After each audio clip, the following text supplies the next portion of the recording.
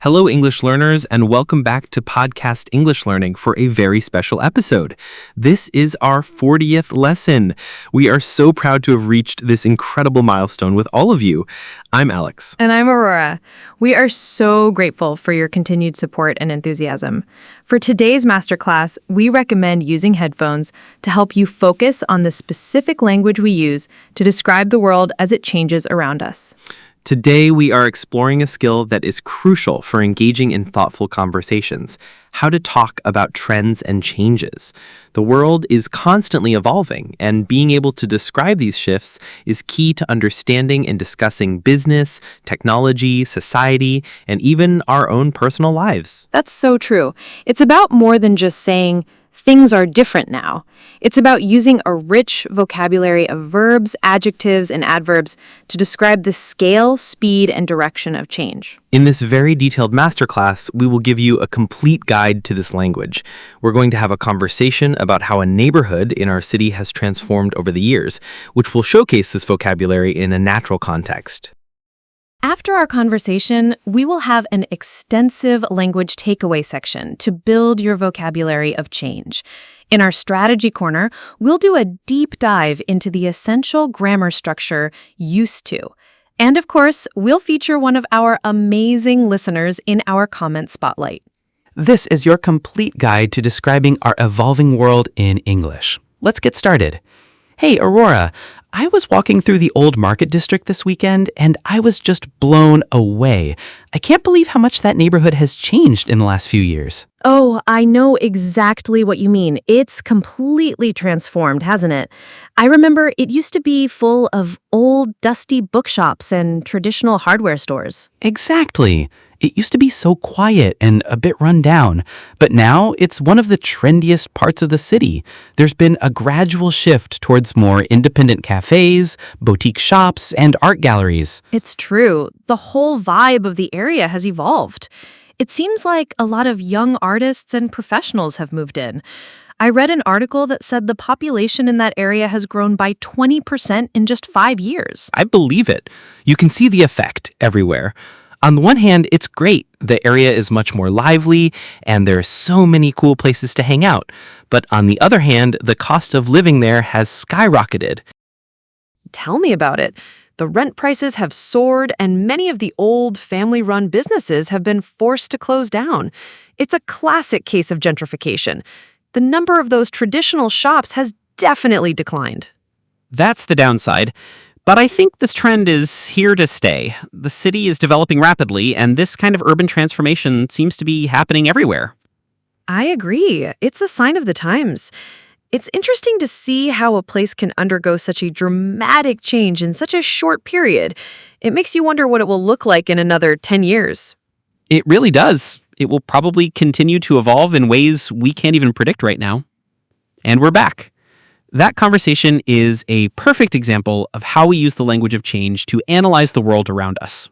It is. And now it's time for our comment spotlight. This week's shout out goes to a listener named Future Thinker who left a comment on our video about expressing certainty. They wrote, "This was so useful. I'm a student, and using hedging language like it seems that and apparently has made my academic essays sound much more professional. Thank you." Future Thinker, thank you so much for your comment. We are so glad that the lesson on nuanced language was helpful. You've highlighted a key point, that this kind of language is incredibly important for academic and professional writing. We're thrilled we could help you improve your essays. Now, let's break down all the key language from our dialogue about trends and changes. It's time for the language takeaway. Let's start with some key nouns. A change is the general word. A slow, gradual change is a shift. A general direction in which something is developing or changing is a trend. A complete and dramatic change is a transformation. And a long, gradual process of change is an evolution. Now for the verbs. Let's look at verbs of increase. To describe a general increase, you can use to increase, to grow, or to rise. For a very large and fast increase, you can use the powerful verbs to soar or to skyrocket. For example, house prices have soared in the last year. For verbs of decrease, You can use to decrease, to fall, or to drop. A more formal word for a gradual decrease is to decline. And for a very fast and dramatic fall, you can use the verb to plummet. For example, the company's profits plummeted after the scandal. We can also describe the speed and scale of change with adverbs. A slow change is gradual. A fast change is sudden or rapid. A big change is dramatic or significant. And a small change is slight. For example, there has been a gradual increase in temperature over the last century. This vocabulary will allow you to describe any trend with great precision. Now, let's move on to our strategy corner to discuss a key grammar structure for talking about change. Today we're doing a deep dive into the structure used to. We use this all the time when we compare the past with the present. The rule is simple. We use used to plus the base form of a verb to talk about habits or states that were true in the past but are not true now. In our dialogue, we said this street used to be full of old bookshops. This means in the past it was full of bookshops, but now it is not. The structure is perfect for highlighting a change. Let's look at the different forms. The positive form is used to plus verb. For example, I used to live in a small town. The negative form is didn't used to plus verb. Notice we use use and not used. For example, I didn't used to like coffee, but now I do. And the question form is did plus used to plus verb. For example, did you used to play the piano when you were a child? Now, for a very important point, do not confuse used to do something with to be used to something. To be used to something means to be accustomed to or familiar with something. For example, I am used to the cold weather because I'm from Canada. It talks about your present feeling of familiarity. So, I used to live in a cold country, a past finished state, but I am used to the cold, my present feeling of being accustomed to it. Mastering this difference is key. Now, let's build your fluency with some common idioms for trends and changes. Welcome back to Fluency Builder. A great idiom for a profound and significant transformation is a sea change. For example, the invention of the internet brought about a sea change in how we communicate. If a new trend or technology has become permanent and is not just a temporary fad, you can say it is here to stay. For example, it's clear that remote work is here to stay for many companies. When a person decides to change their behavior and start living in a better way, they turn over a new leaf. For example, after he got sick, he turned over a new leaf and started exercising every day. And a company or person who adapts to new ideas and modern ways of doing things is said to move with the times. For example, the old newspaper had to move with the times and launch a digital version. These idioms will make your conversations about change sound very sophisticated. Now you are ready. Let's listen to our full conversation one last time. Hey, Aurora, I was walking through the Old Market District this weekend, and I was just blown away.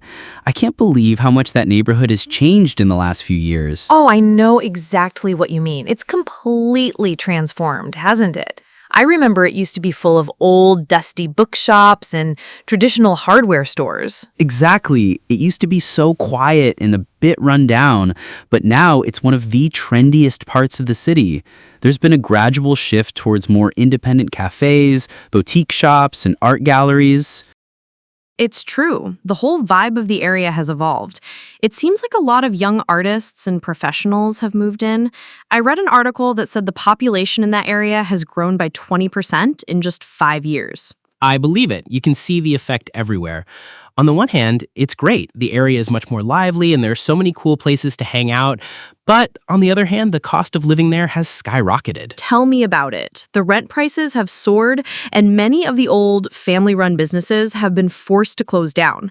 It's a classic case of gentrification.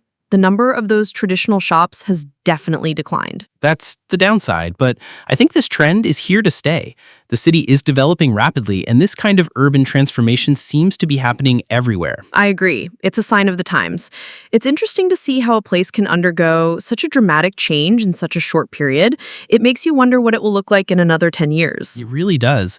It will probably continue to evolve in ways we can't even predict right now. And that brings us to the end of our masterclass on talking about trends and changes. We covered a huge amount today, from powerful verbs like skyrocket and plummet to the essential grammar of used to. The key takeaway is that the world is always changing, and having the language to describe these changes is a powerful tool for analysis and conversation. Pay attention to the speed and scale of a change, and choose your words accordingly. Now for your homework. We want you to practice. In the comment section, tell us about one thing that used to be true in your hometown but isn't true anymore. For example, my street used to have a cinema, but now it's a supermarket. We would love to read about how your towns and cities have changed. If you found this lesson helpful, please give it a like, and be sure to subscribe to Podcast English Learning for more dynamic English lessons. Thank you for joining us today. Until next time, goodbye. Bye, everyone.